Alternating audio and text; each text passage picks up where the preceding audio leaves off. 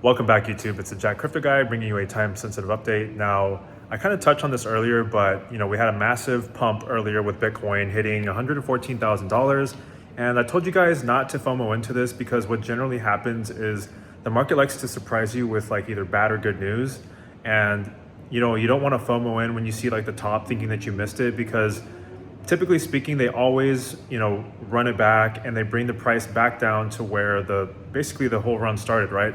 And we see this in the charts where pretty much it's retraced its entire move. And I know it sucks, it's super frustrating, and it's left a lot of traders just like, they don't really know what to do right now. And I think that, obviously there's like all this like tariff talk with like Trump, and there's just a lot of uncertainty in my opinion. And I think that, while this whole pump was going on, we saw Binance in particular, no surprise there, just like selling and selling all this Bitcoin. Simultaneously, we had the ETH Foundation that was also dumping their Ethereum. And so it just brings into question, what's going on, what's the motives behind all of this?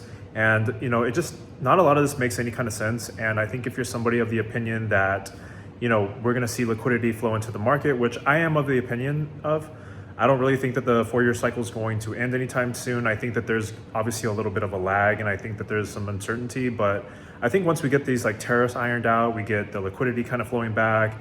And not to mention, gold has been ripping. That corrected massively today, and we saw kind of like an inverse correlation to gold and Bitcoin. I think that once that kind of cools off as well, we'll see some of that liquidity flow back into Bitcoin.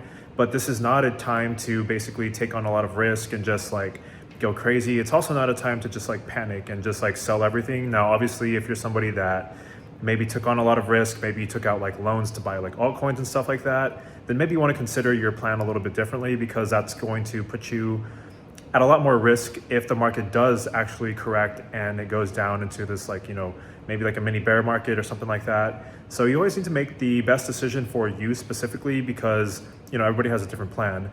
And somebody asked, what's the difference between leverage trading or just like holding spot? So when I talk about holding spot, this means you go onto like Kraken or Coinbase, and if you don't have these exchanges, they're available in my bio. I think you get like maybe $75 back on like your first purchase or something like that. And basically you hold that asset, right? And whenever the price goes up or down, like you can literally just like write that to zero and back up and nothing happens. Like that crypto is still yours. That's with spot. Now, if you're doing leverage, even if you do like a very low, like 2x leverage, the price goes down 50% and your entire position is wiped out, which is what you do not want to do. There's people that gamble and they'll do like, 5x leverage, 10x leverage. Now, in my opinion, is not the time to be doing that, just because the market makers are just kind of grabbing liquidity up and down. And so it's unless you're very experienced or you want to like run the risk or maybe hedge your, your spot positions with like a short, which basically means, you hold the underlying position, like nothing happens to that. And then you take out a position against like a short, betting that the market's going to go down.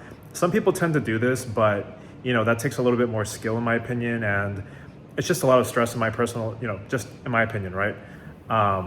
I'm personally just kind of like, consolidating my altcoins and writing out spot. And I do like a little bit of leverage, but I don't recommend that for, traders that are not experienced. So I hope that helps. And if you have any questions, feel free to drop them in the comments. I'm going to continue to answer your questions. Smash the like button, subscribe, share this video with a friend. I'll see you soon. Bye.